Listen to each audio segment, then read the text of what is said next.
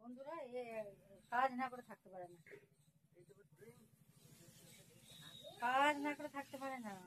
আমার শাশুড়ি খতরনাক কাজ করাছে ওর মাকে, দেখো কেমন আমি ব্লিচিং দিয়ে গোটায় পরিষ্কার করলো, কিছুতেই না বলছি করতে হবে না, সে না করে এগুলো গোটায় রেখে পরিষ্কার করে দিয়েছি, সব ব্লিচিং দিয়ে দিয়েছে। দেখো ঘর যাওয়ার জন্য অস্থির হয়ে যাচ্ছে আসলে, এগুলো সব ঘরে যে করে আর আমি করতে দিইনি কাল থেকে, হাত পা গুলো চুলকাচ্ছিল নিয়ে আজকে এগুলো করে তারপর শান্তি নাকি মা, আজকে এগুলো করে তোমার মনটা শান্তি পরিষ্কার হয়ে গেছে পুরো। হ্যাঁ খুব সুন্দর হয়ে যাবে।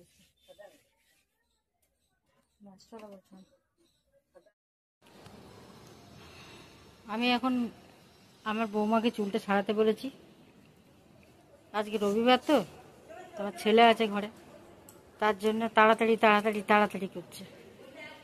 আর মা আছে সঙ্গে, এই যে আমার মাকে নিলাম।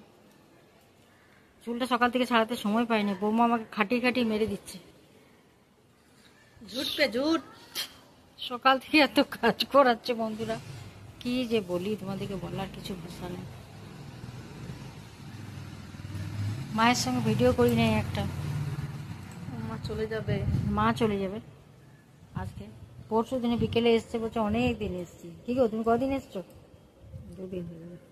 পরশু বিকেলে এসছে, বলছে 2 দিন হয়ে গেল, তাহলে ঘর যাব। কি বলি, বলার কিছু নাই, বিচার করো তোমরাই ভালো মন্দ। মায়ের কি এটা উচিত হচ্ছে? বলছি 2 দিন থাকতে, আমার মা 2 দিন থাকবে না। দেখো চুল বাঁধা, দেখো এদিকে ছিঁড়ি, দেখো 16 বছরের মেয়ের মতো চুল করে দিচ্ছে। কি করিস? এটা কি হচ্ছে? হ্যাঁ স্টাইল স্টাইল হয়ে গেছে। ঘরটা রং নেই তাই, নাহলে আমাদের গিয়ে চকচকেই লাগতো। ঘরটা আমাদের পুরোনো দিনের ঘর, ওই জন্য চকচকে লাগতো না। মানুষগুলো চকচকে আছে, মানুষগুলো চকচক।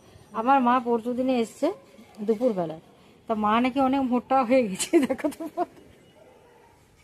আমি গেলাম, টাটা মা কত মোটা হয়েছে দেখো, কি বলবে। মা বলছে তোর ঘর 2 দিন থেকে আমি পরিষ্কার হয়ে গেছি আর মোটা হয়ে গেছি অনেকটা, তাই তোমাদেরকে দেখালাম।